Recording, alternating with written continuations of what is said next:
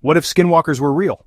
Skinwalkers are said to possess the terrifying ability to transform into any animal they choose. While most legends describe them taking the form of coyotes, wolves, foxes, or crows, they're believed to shift into any creature that suits their needs. Unlike simple shapeshifters, Skinwalkers are also credited with a range of supernatural powers, from casting harmful spells to manipulating people through dark magic.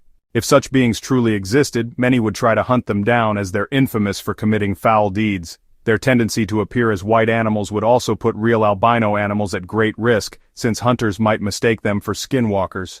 According to legend, the only way to kill one is to shoot it in the neck with a bullet coated in white ash. Another unsettling detail: you'd never know who was listening. A skinwalker could easily eavesdrop on conversations by taking the form of a small animal, or even an insect.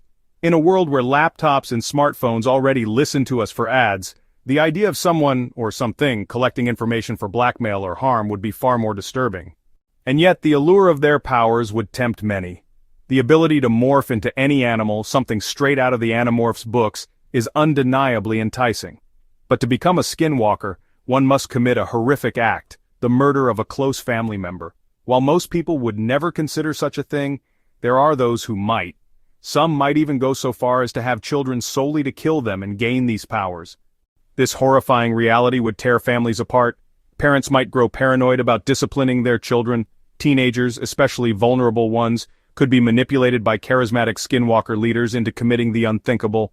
Over time, secret skinwalker societies would form, hiding far from civilization and creating their own culture and myths. But what happens when skinwalkers have children of their own? Would their offspring inherit these abilities? If so, numbers would grow, making secrecy harder. Future generations, born into this life without choosing it, might rebel and try to integrate into human society. Much like members of strict cults who escape to pursue normal lives, young skinwalkers might want freedom and acceptance.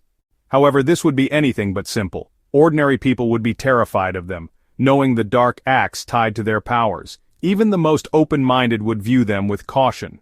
Meanwhile, skinwalkers themselves would face culture shock, stigma, and discrimination as they tried to adapt. Over time, though, they could prove their value, perhaps even becoming accepted.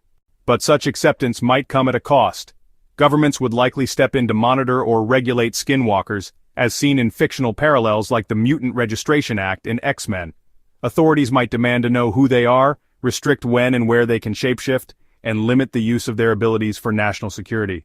Of course, skinwalkers' powers could also benefit society. Gorilla-like strength for construction, bird-like forms for surveillance, the possibilities are endless. Yet even with regulations, many skinwalkers would surely use their powers for personal gain, making full control nearly impossible. In the end, as more skinwalkers appeared and had children, the divide between them and humans would narrow. They would likely be forced to rejoin society, sparking both fear and fascination. The world would never be the same.